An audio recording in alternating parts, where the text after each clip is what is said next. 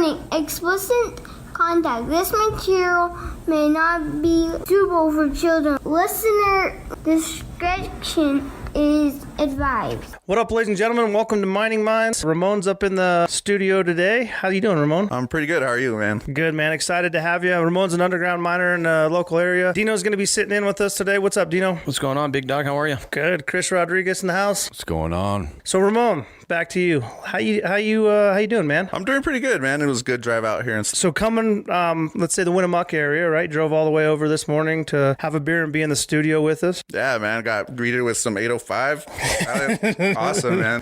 Perfect. Explain to us a little bit about your mining history, dude. Walk us through who Ramon is and how you got into mining. Well, my dad came out here from Tucson. We were from Arizona and stuff. Came out here when I was young. I was in high school. And he started working, I think, for like Placer Dome or, Anyway, I just got to that age, man, where I wanted to do something with my life, and working fast food wasn't, a thing anymore. So then I got into mining. So I know you were in the military. Did you go into the military first? Or did No, I worked 2 years out here before I joined the military, man. Underground, right? Yeah. I started out as a haul truck operator, or? I did a little bit of everything, actually. The first year, I went from haul truck to, I even did a little bit of jacklegging. Cool. So it was crazy. Yeah, I know you're the jacklegger when something needs to be jacklegged, because we really, as an industry, they're kind of getting away from that unless it's specific. Yeah.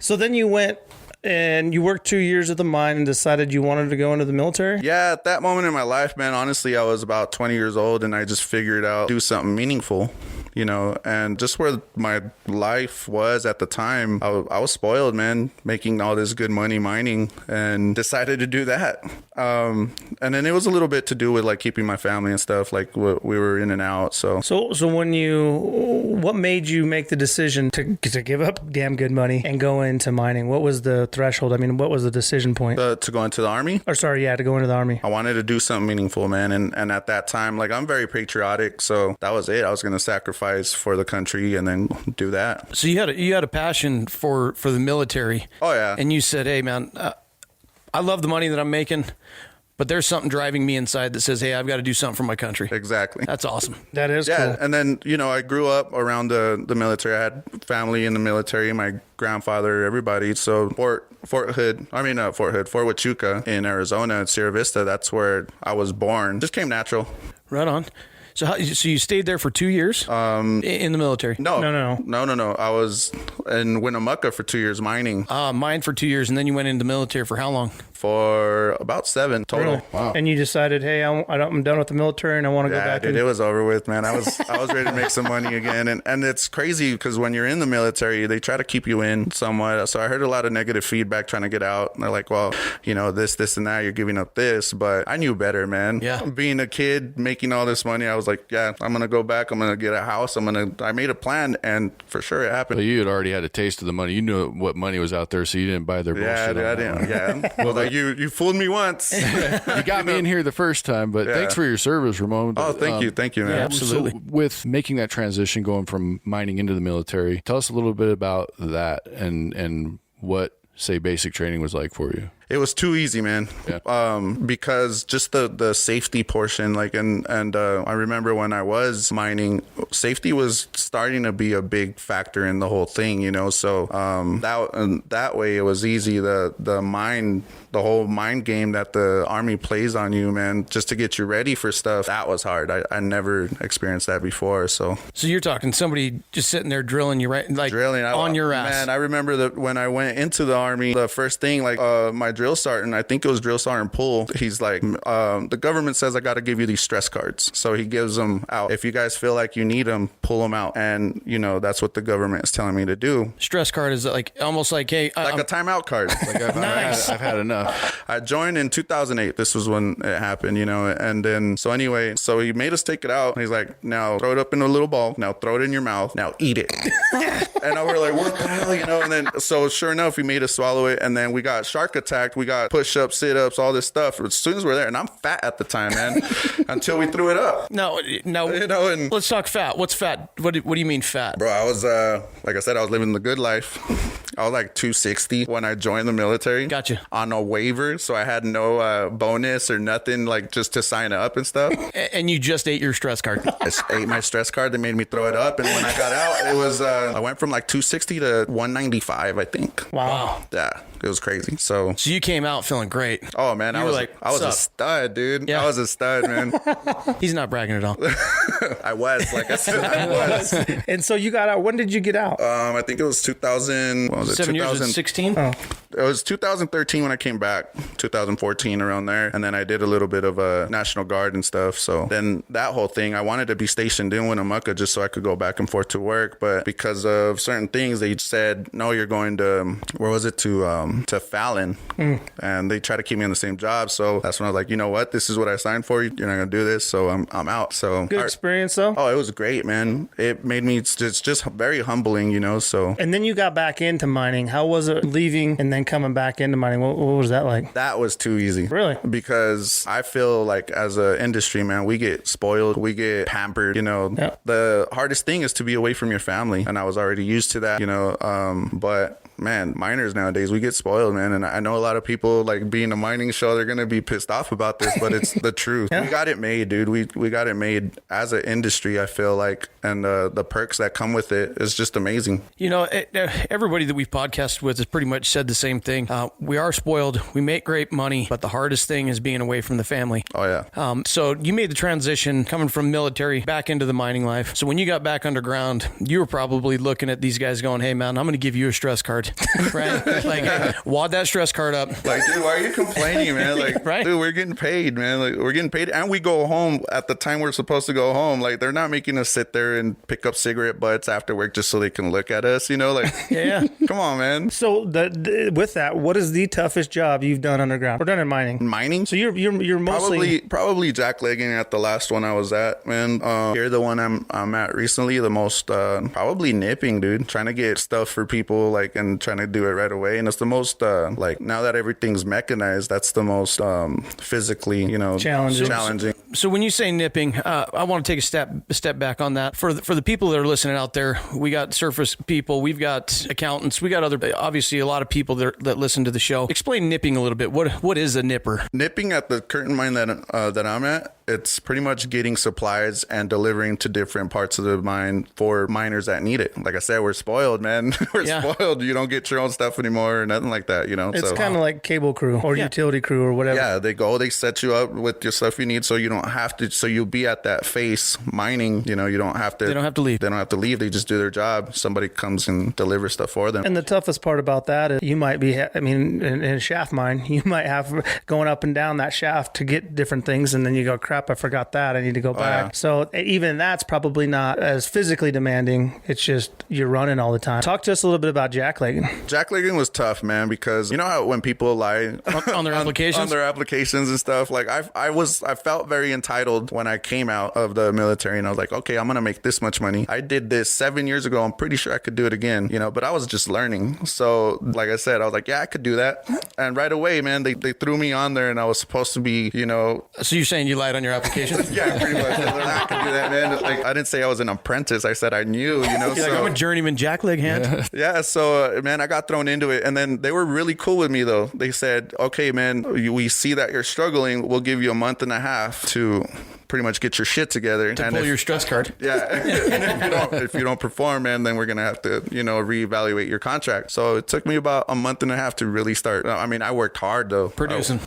And I got it done, and it was a really good crew, man. It was awesome. You know, that's what typically we find out with underground miners, that you put that hard stop out there out in front of them, and they are going to work their balls off to make sure that it happens. Oh, yeah. You're a man of your word. You stand behind it. And they, at the end of the day, the company was like, okay, we believe you now. Well, just like recently, man, I switched positions. Like I was a blaster.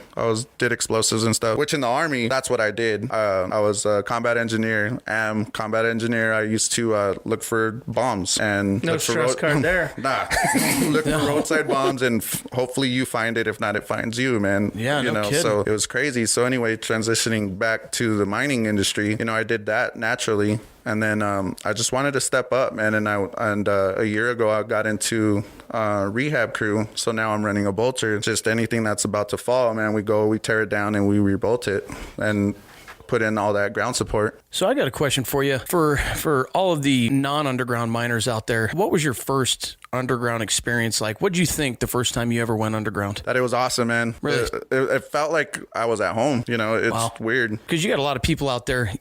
When I started mining, I was in a surface operation out here, and always told myself, you know what, I would never go underground. A couple years went by, and an opportunity popped up out at one of these other properties. It was an underground contract supervisor position. I hadn't been underground in 20 years, and I said, you know what, I'm going to take the job. The first time I went underground, I thought, oh shit, I made the wrong decision here, because the mine was super clean. There was nothing wrong with the ground, but they took me into the refuge chamber, and I about shit. I'm like, I have to remember how to get back to this place, and I'm going to have to share it with 13 other people that are going to be breathing and freaking out. And oh man, I don't know if I'd made the right choice. But a couple months went down the road, and I thought, you know what, man, this is actually probably one of the best environments that you can be in. And it was different for you, right? Because I started out same thing, but been at portal mines. And there's something about a portal mine where you go, shit, I'm going to walk out of this bitch. Yeah. When you're in a shaft mine, you're committed. As soon as you go down that shaft, it's dude. like, good luck, man. I better know where my ventilation's going, and I better know where my refuge chambers are. Don't fart in the refuge chamber, man. People are getting mad at you, dude.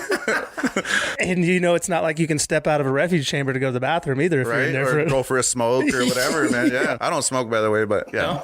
That's why you chew. No, not chew even that, cigarette. man. Chew the cigarette. So it is kind of interesting, and we've been fortunate enough to be able to see different levels of mining. You've been probably more specifically underground. You ever thought about going to surface, or ever thought about? I did. Oh, you did? I did do surface. I did just, we got laid off when I got back in from the Army. Spent about a year and a half at that mine that I lied about in my application. So, you know, and it was great, man. All of a sudden they told us like, hey, you know, well, first they tell you, oh, it's not for sale. Nothing is for sale, blah, blah, blah. And then all of a sudden, I'm looking for another job. And right away, I went on to surface and drove the Komatsu trucks, man. Those are crazy. But you know what? To be honest, surface mining for me is so much scarier than underground mining. Really? I'm scared of heights, first of all. And then now you're driving a house down a mountain. Yeah.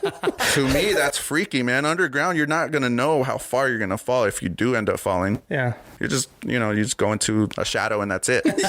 I'm waiting to hit the bottom. You don't have to watch it. Yeah, you don't have to watch it. So, on surface, man, that's scary. You know where you're going to go. You get to see every inch of that. And everything is so slick up there, man. Except, at this place where I was working at anyway. And then I was there for about 6 months. And then I got a call from where I'm at now, man, and been there ever since. So how long have you been at the place you're at now? The first time, 2 years. Second time since, it'll be 5 years in September. Nice. Yeah. Cool.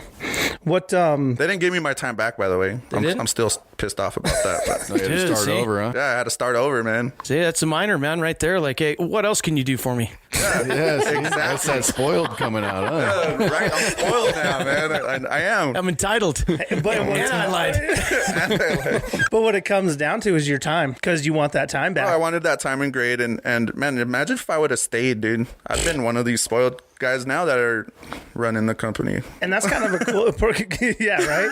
Well, how do you think your military experience changed you as a worker, as an employee, though? Because obviously you felt that there was going to be some value there to go from mining to the military, and then when you came back, you obviously had to be a different man. I left the boy, man, and then the Army definitely made me a man, and I cherish every day that I am working now, just because I'm not supposed to be here. Just stuff that happened, that I really don't get into it, but I've known a lot of people that don't come back, or even now, people that do come back and they struggle with their demons. That's why I'm a very big advocate for suicide awareness and stuff like that, just because I've known people that actually go through that. Yeah, those numbers are pretty horrific. Bad, man. Bad, and I've been there, you know what I mean? It's crazy to say, but it's also I don't know the word for it. Like I want to. Yeah, it's real. I guess that's the good thing to coming back to a place like this where you end up in a career to focus your energy on. Yeah, exactly. And kind of take yourself out of your head a little bit and things that you've been through. But with that, the military offers you experiences that none of us us will have to go through in this room. And that's when I thank you for your service. Yeah, because absolutely. Thank you. You see the total value in that. But what I want to kind of get out of that too is just say, is there something that you think about that you took away from the military that you still apply, whether it's your personal life or out at work or something along those lines? The safety aspect of it, man, like wearing your PPE, all that stuff is nobody ever has to remind me of that, just because it's there for a reason. You know, not only that, like you work hard no matter what the shitty situation is, or if you get put on a different job, man, that's your name being stamped on it. And that's what I bring, that and my attitude, man. There's nothing I'm never gonna go through something as hard as I went through when I went to Iraq. You know what I mean? So it's a piece of cake, dude. And You take a lot of your life experiences from the military and you apply it into the underground where you're at now. Yeah. And I think, and this is just me guessing, but I would imagine for you to come back to the underground people are such a close-knit group. Exactly. That probably reminds you a little bit the camaraderie that you had in the military, to where you can associate it to where you still feel like you're in a brotherhood, where that probably helps you out with your day-to-day lives, even with some of the demons that you might have. It's like, hey man, I'm here with my family. It sounds like you're very prideful in what you do. When you do a job, you're stamping your name on it. You're taking that pride. What do you do every day to make sure that you're safe underground? And how do you translate that to other employees that are coming on or the people that you're trying to bring into your circle? Just know what you're there to do, man, and like just know your mission pretty much for that day and what it's going to take for you to do it safe, because you do have people waiting for you at home, you know, and they depend on you no matter what it is. Everybody has somebody that depends on them. So just have that in mind and take a step back. Make sure you do the right thing, you know, no matter what that thing is. Make sure you just take a step back and think about what you're going to do. Nice. Well, I think it's interesting, your attitude. One of the things that I noticed right away, and we've worked together, I guess you can say that, you use that term lightly, for 6 months or so. Yeah, we know you don't work, bro. Working on a buzz right now.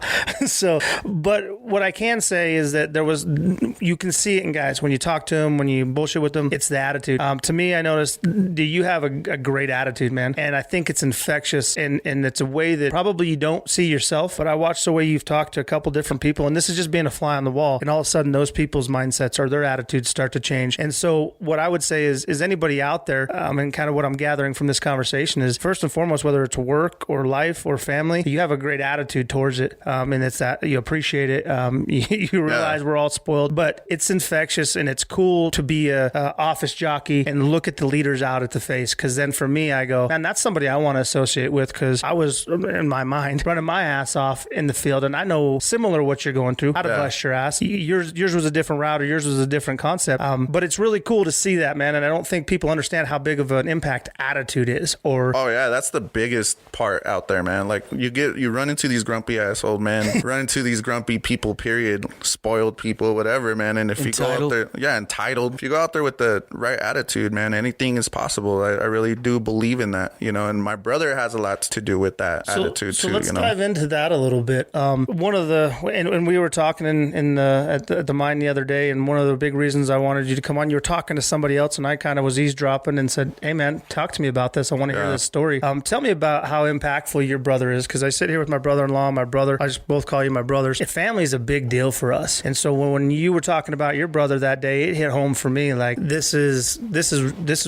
what I want to be involved with. Is somebody like you, man. My brother is everything to me, man. He's definitely the head of our family. You know what I mean? And I learned a lot from him, and I'm very proud of him. He has leukemia. He's had it for a couple of years now, man. But he took off with it. You know what I mean? Like he's a spokesperson in Arizona. He works for Goodyear Fire Department in Arizona, and he's just done so much, like for firefighters in the government, trying to get insurances to pay because they don't pay. You know what I mean? So what do you look up to when you talk about your brother? Because I got my older brother here, in a lot of ways I don't talk about how much I do look up to him, right? Yeah. So it sounds like silly, but it's something I don't do probably enough. And you just came out, and I look up to my older brother. How much older is he? He's 7 years older than me. Okay. Yeah. So I mean, I'm not gonna say my age or nothing, but So he's 27. Yeah, he's 27. You know, around there. But yeah, he's been doing it damn near 20 years, I think. He started when he was young. He was like 17, 18 years old. And he lives in Arizona? Yeah, Goodyear, Arizona. And I wore my Cardinal stuff today, by the way, to the draft, you know. Right. Well, what do you look up to him about? I mean, specifically, there's something you can point out to? His can-do attitude about anything, man. We've been through so much shit in our family, you know, and now this cancer that he's dealing with, and he takes that and he puts himself out there just to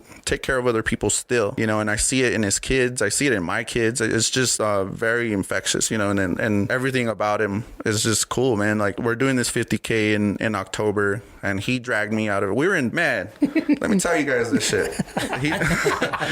We were in, I went to go support him. He did the Climb for the Cure in Seattle, where a bunch of firefighters get together. They climb like 70 feet or so, like with full battle rattle, all their stuff on, you know, and they timed it, and they made so much money for leukemia. And it was just, he's inspiring, man. He did this while he's on chemo. Wow. Damn, dude. But what pisses me off is that he threw that chemo card at me, and he's like, "Hey, man, I'm gonna sign us up for this 50K." And he said marathon. He didn't say it was a 50K.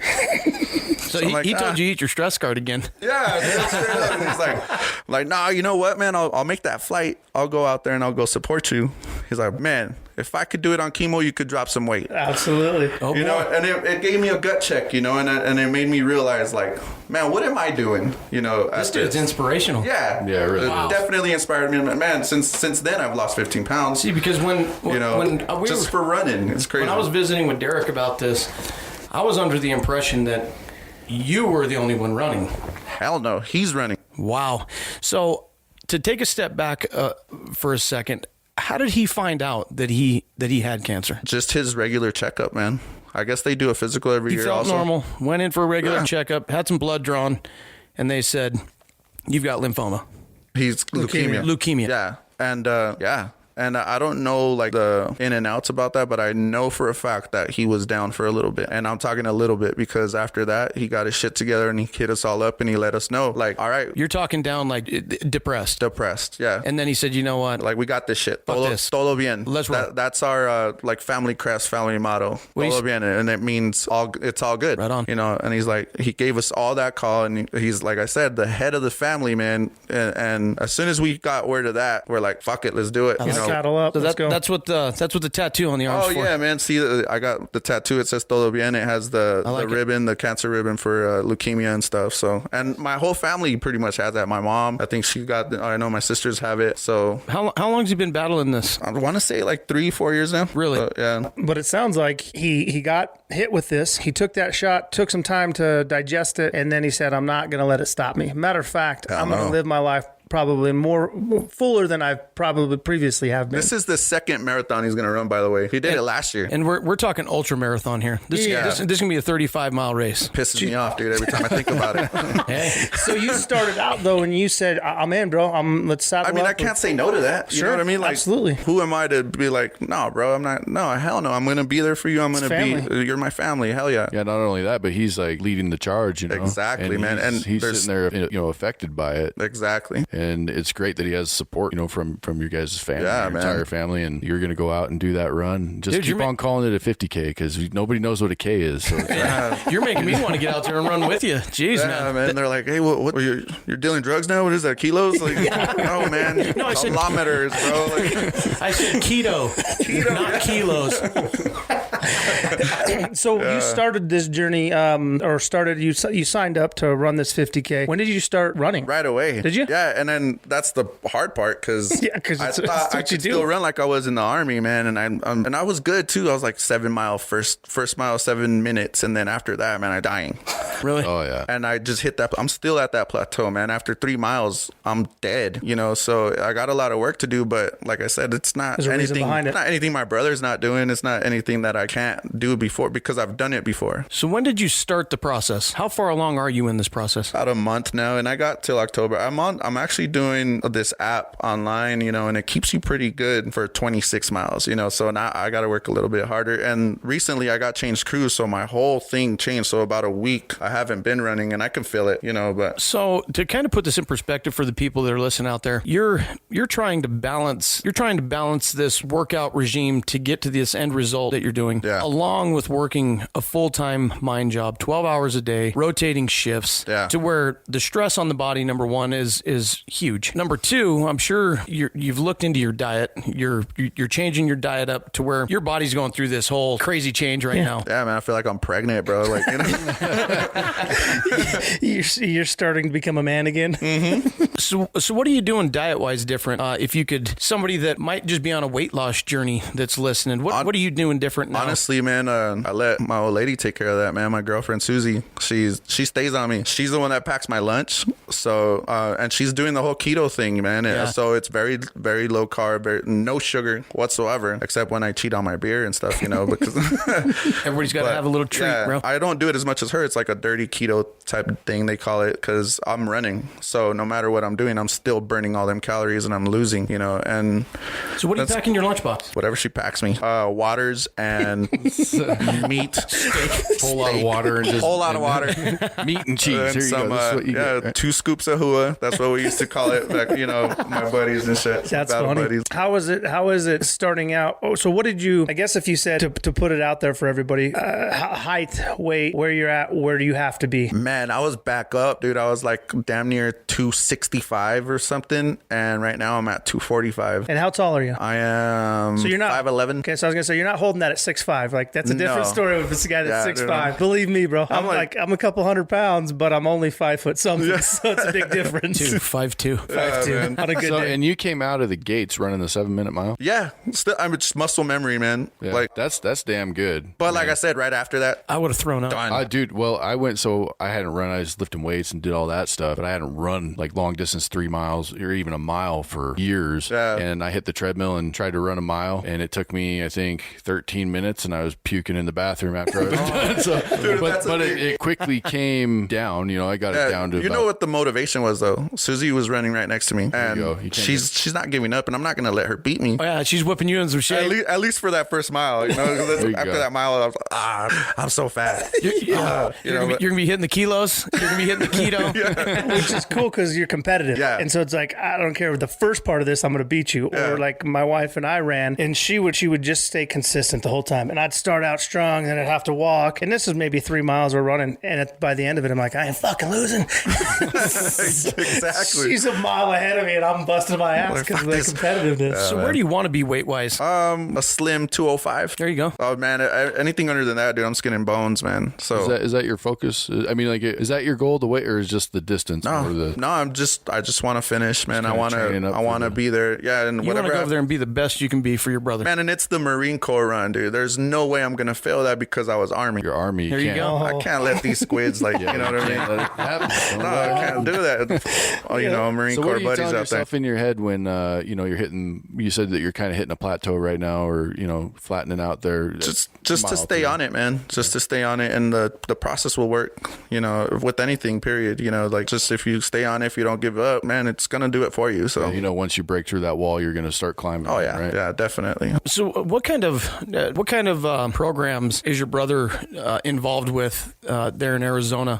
I know we talked a little bit about Be the Match. Be the Match is a big one. He's a very big advocate for that one, just because you can donate blood. They can find a match for these leukemia patients, lymphoma, and stuff like that. So, what was the other one? There's a couple of them that he does, and they do their local charities too, and they help out with people struggling with this, because there's a lot of them, man. There's a lot of different firefighters that are getting this sickness, and it's crazy. Is it curable? I don't think so. Like he was cured for a little bit. He's back in remission or whatever, and he's back on that chemo pill. I think there's a couple of them that are, but his particular. So he's continuing to fight. Yeah, and you can be in remission forever, and stuff like that. Your quality of life could be good, but yeah, I'm pretty sure it'll. So what is the Be the Match? What is that? It's a charity, or it's you donate blood to them. I know Okay. that, and they try to find a match for people that need blood transfusion or bone marrow transplant, stuff like that. And that's something that's interesting that I think Mining Minds wants to get behind is how do we support you guys and what does that look like?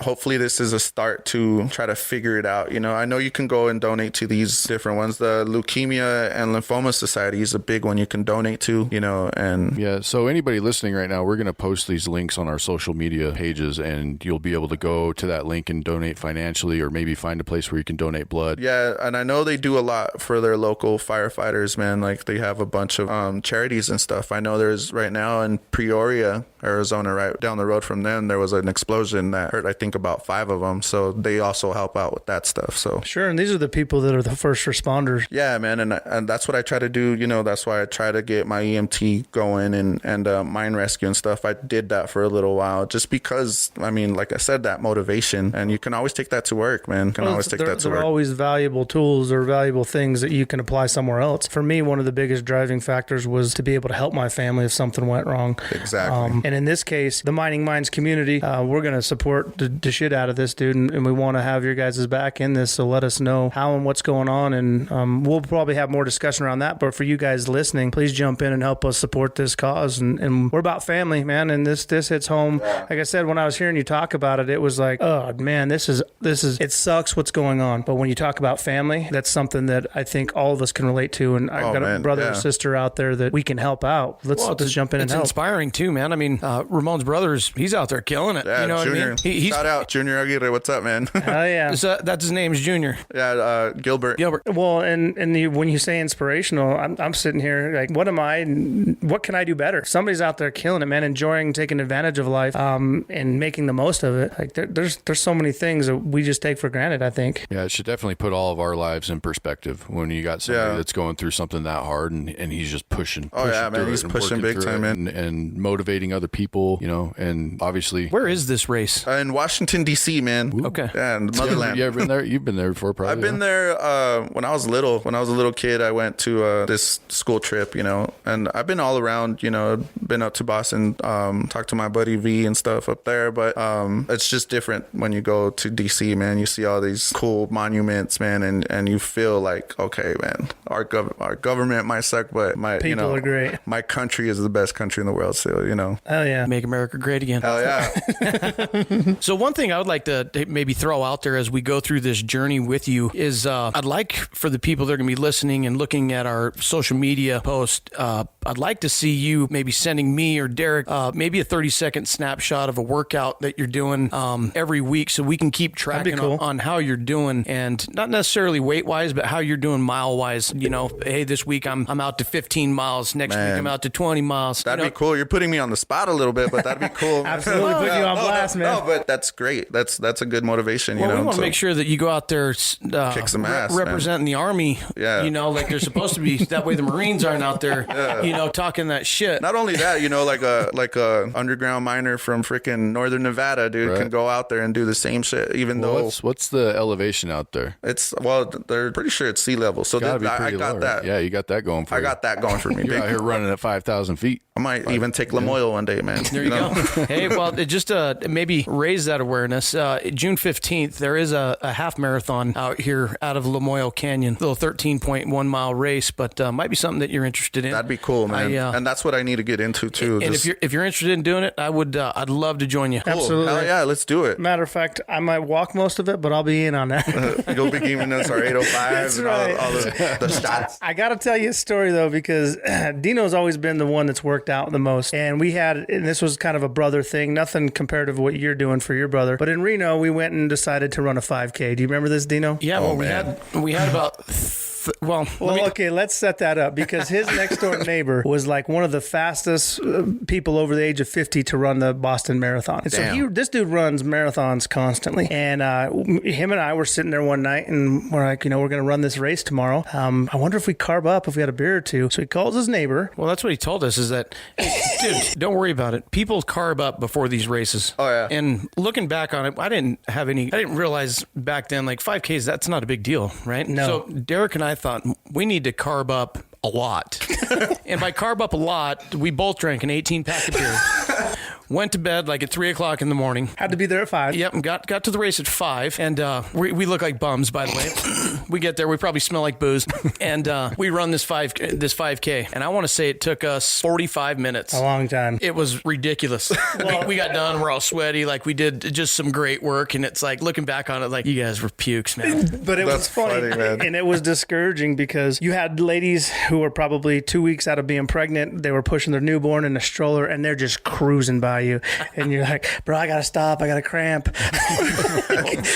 So what I'm getting at is more power to you, dude, because I'm not a runner. I hate absolutely running, but this is something I'll get behind, and I'll get off my fat ass and start running with you guys. That reminds me of like Monday formations in the Army. You know, everybody's all drunk off of the weekend, dude, and they used to run us till we didn't smell like liquor anymore, man. You know, Fort Hood, Texas, man, that's where I was at the whole time I was in the Army. I was in Fort Hood, Texas, you know. So what is your goal personally for your brother going into this race? To me, it sounds like it's going to be an awesome time. Number one, you're gonna be able to see your brother. You're supporting a great cause. What's your main goal out of this? Just to be there for him, man. Just to be there for him, to show that support, just like he showed us. And then number two, that awareness, man. Hopefully, out of this, you know, we take the steps to ensure something happens, so that there is a cure out there. That, you know, something like, you can never say die, man. You can never quit on a battle, and then this is one of the ways you win. You know, just awareness and to do something positive with it. Yeah. You always fight, right? That's always the thing. Fight, man. Yeah, that's the cool thing. Another thing that kind of stuck with me is that, like, we're fighters first and foremost, meaning we don't give up. And to me, listening to you and your brother's story, your brother seems like he's one of those guys that he's never going to quit. He won't quit on himself. Man. He won't quit on you. And I think that's, like I said, inspirational. I get the chills thinking about it. So he's still working at this point. Oh yeah, he's there. He's not only working. He's like I said, he goes to DC. He lobbies for these big insurance companies to actually like workman's comp and all that stuff, to actually support this and make it an occupational health thing to where they cover it. So how do we, or would he be open to coming out in June and doing the Lamoille Half Marathon? I'm gonna ask him about it, man. Hey, Junior, man, you're on the line, dude. You better come out here. That's right, man. It's like, let's follow Junior and Ramon to DC. And my brother-in-law is doing it too. He works out here too. He's a local miner also. Aaron Granger, man, he's a cool ass dude too, and he's the one, like, we're a little competitive right now, just because, like, my goal, since he's doing really well, by the way, so my goal is to beat him on that, you know, personally. But when you get with brothers, that's what it's about. It's all fun and games, man. So, dude, and it doesn't matter what it is. It could be drawing the best circle. You know, you're like, I'm gonna win. This is my brother. This is my brother-in-law. Like, so. It's cool to hear the camaraderie for sure, man, and the cause. I don't know what I'd do, to be honest with you, if I heard some news like that about my brother. I definitely wouldn't be the guy that quit. It would be this is inspiring to me to go, hey man, this is what you have to do. These are the things, if you're in these positions, that you just step up and take care of, to where it's a very cool story to hear that you're standing behind this. Like, real quick, man, like my brother, when I was gonna deploy for the first time, you know, I joined February 2008. I was there in June in Fort Hood, and then December I got shipped out to Iraq. It was real quick, man. It was a real quick transformation, and for sure, man, like, I remember, this is the craziest thing I remember out of all that, is my brother traveling all the way from Arizona to Fort Hood, Texas, to go see me. He went to go see me, and in my mind, now that I think about it, it was for him to know that I was gonna be okay. And this whole time, man, he's just looking at me like if I'm a sick dog or something. Like, you know, like, at the time, you know, I'm like, what the hell is his problem, you know? But then it clicked. And then I just had to let him know. Like, I sat him down and I told him, hey, bro, I'm going to be back. Like, no matter what fucking happens, dude, I'm going to be back. And if I don't come back, just know that I was doing everything possible to make me come back. So maybe there's a little something there that maybe you inspired him at that point, man. Yeah, and that I think so, man. And all he said is, like, that's what I came here for, man. And it gives me the chills right now. Yeah, I bet. Because he's like, that's what I came here, man. That's all I came to do. You know, I traveled all this way just to hear you say that you were going to be fine and that you were ready to go, because I didn't know. Wow. He's all, now I know, and now I'm at peace. Oh yeah. So whatever happened after that, if I didn't come back, he would have known that I was ready to go out there and fight anyway. You know what I mean? And there's no quitting in that. There's no losing in that whatsoever. So, dude, that is heavy. Yeah. That is. And I think it's one of the things that we don't, as we sit back here, the people in the military have to face that type of reality, and the sacrifices. And we talk about sacrifices in a broad term, but even having those conversations of sitting with your brother and saying, hey bro, if I'm not back, that's a sacrifice you had to make, is for my country, I'm doing this. That's such a deep conversation, man. That's heavy. How do you have that conversation? Right. You know, it's nuts, man. But Yeah, that's incredible, dude. And So your brother's never been a miner? no. He'd always been a firefighter. Yeah, and my dad, Mike Rodriguez, what's up, Big Sexy? That's what they call him. Everybody knows him out there, man. He's Is he sexy? well, I kind of look like him, so yeah. Yeah, right on. You just said it all right there. He's a real big inspiration too, man, and he's always backing us. He's always telling us, like right now, he gave me a call, and he's like, hey, man, I hope that thing goes good and stuff like that. I was like, man, they should have you on the show, dude. You've been a tramp miner forever, bro. Hey, You've been we'd love doing to it have him for on. 35 years, and yeah. So just that whole just that family, the family values that we have, it comes from people like that, from him, and my dad's been there a lot too, man, for it. So I think that's the thing too, is that we look at family and mining go together a lot. Not just because your brother isn't mining, dude. You have brothers in the mine at the mines that we talked about suicide awareness. They go through this stuff, that fight these battles. You have your work family and you have your home family. And to me, this is one of those. This is our mining family, man. And this is, I want to support this and figure out what we can do. Obviously, we're a new company or a new business, a new operation, trying to figure shit out ourselves. Yeah. But any way, shape, or form, I think it's we're family now. You know what I mean? hell yeah. And that's what we do, is we look after each other. And you guys' story is inspirational to me. And my thought is going, I need to get off my fat ass. I look forward to the weekly updates for sure. I think that's going to keep everybody rolling, keep everybody that's listening to the podcast taking a look at the social media going, hey, man, let's see where Ramon's at in his journey. Where, I definitely look forward to it. Yeah, and I hope something comes out of this, man.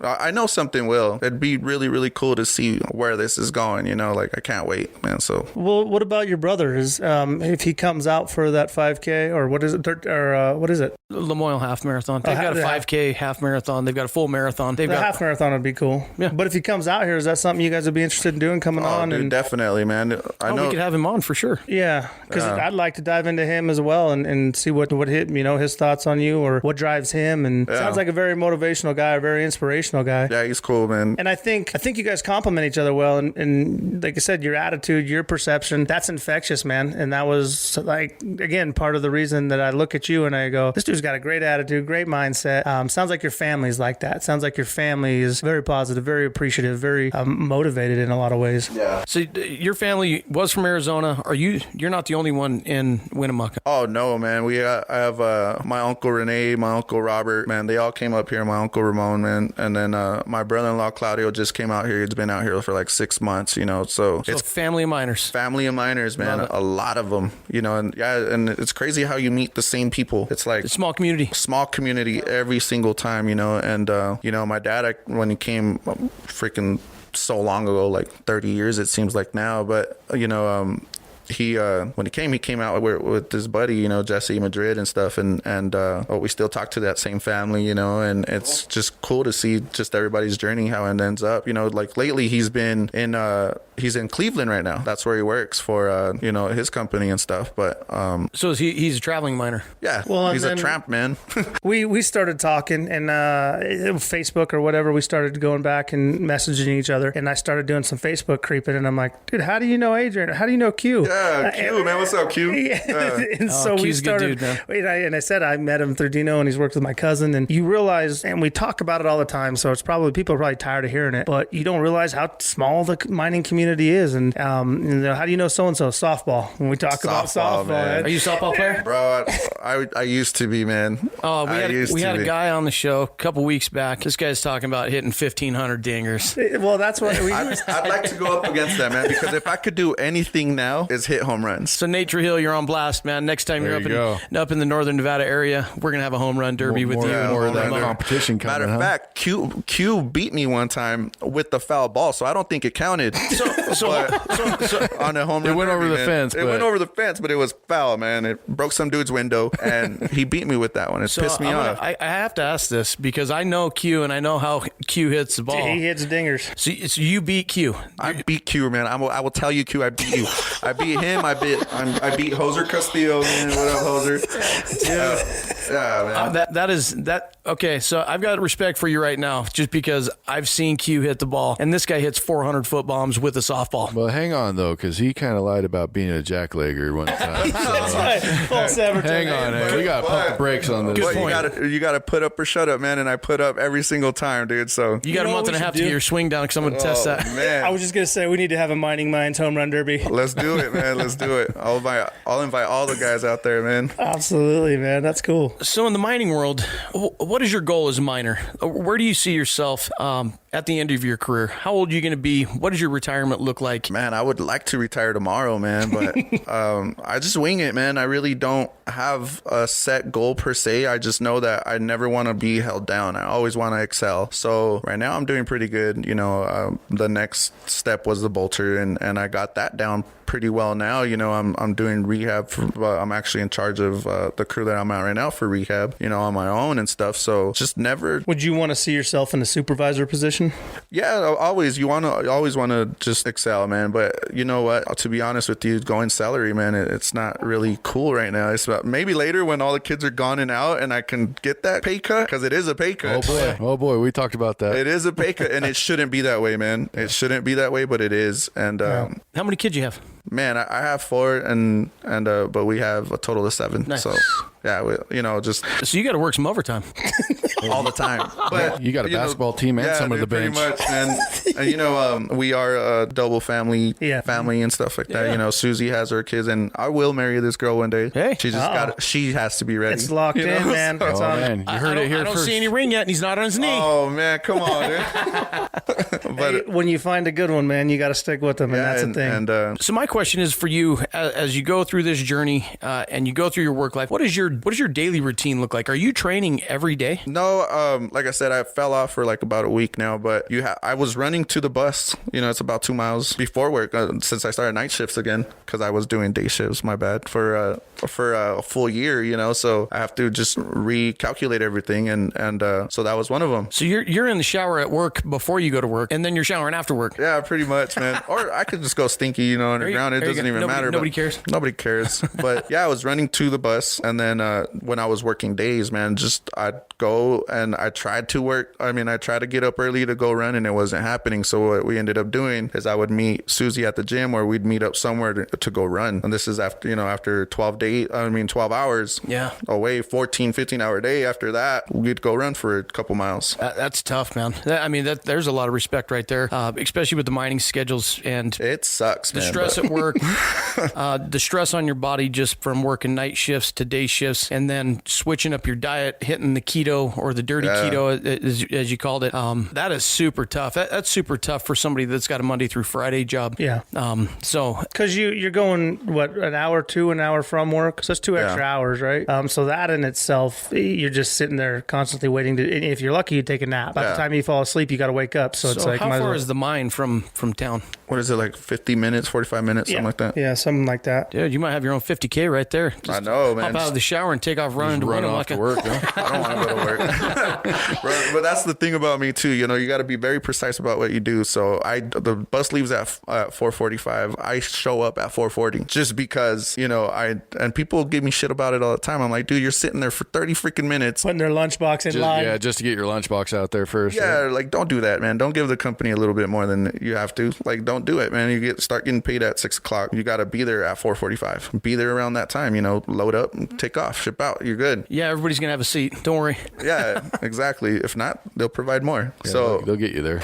So that's one thing that I do. Do you do anything while at work aside from eating healthy to kind of prepare for this mentally? Or Recently, I've been walking a lot, man. I've been walking a lot. I've been walking up and down the drifts, you know, and it's always an incline, decline. And man, Susie knows, like, my feet hurt at the end of the day, you know. But like I said, I've been dropping the weight. I've been, you know, instead of loading up the wire just so I can take it with the bolter, man, I will leave it at a certain spot and carry it that extra 15, 30, you know, to 30 feet. And just that alone, Yeah. it's helping out. Those small increments that are definitely going to get you to where you want to be. I agree with that. Well, and that's kind of what I was going down, is that when you made the decision, hey, I need to be in better shape, hey, I'm going to run this ultra marathon, you also started tricking yourself or doing different things to, even at work, lose weight or get more exercise. And I think we don't do that enough as not as a company, but as a mining community, we take the easier route out. And sometimes you have to. But if there's something I can do to lose a couple extra pounds, like walking the drifts, or some of those drifts are long, man. Yeah, and take care of the little things first, you know, and then everything falls into place, man. So what was the quote again that you guys have as your family? Todo bien. Todo bien. Todo bien, man. Yeah.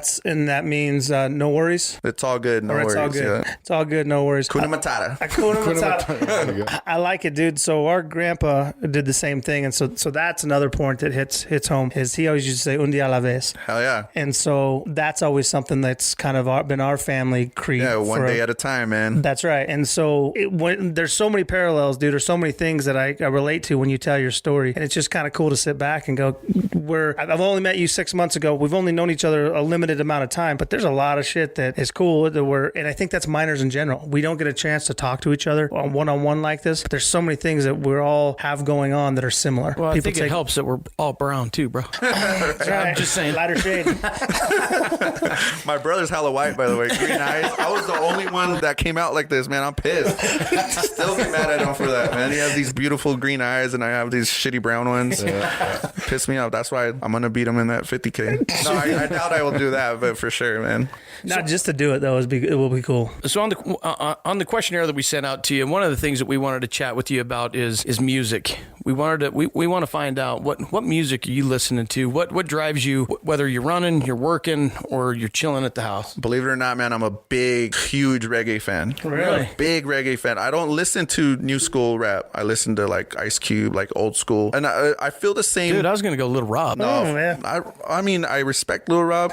I like Lil Rob, you know, but if you're listening out there, Little Rob, don't take it. Lil Rob, I am a fan, but like when it comes to like what I listen to daily, man, it's reggae and Mexican music. Really? It's a crazy, but it's all the same. So there's no George Strait, Garth Brooks. I listen to old country. I think the new country is just like the new hip hop, where it's mumble rap and trash country. It sucks, but it is what it is. I'm a big music fan. I like every single part of music, but come on, man. Like I was in Iraq and I listened to Toby Keith live, you know. Right on. There's nothing, if you ain't Uncle Toby in Iraq status, man, I'm not going to listen to you. You know, he's saying she's my little whiskey girl. There you go. Man, that's my favorite song from him, by the way. And he was taking a swig of whiskey while he was in Iraq. There you go. Oh, yeah. Drunk as shit, you know. I remember you, Toby Keith. And like that motivates me, of course. And just if it's not to that quality, I don't like it. So the new stuff that usually comes out, I don't think it's all that great. I think it's all cookie cutter stuff, you know. Do you listen to anything when you run? Oh man, all the old school, you know, Limp Bizkit,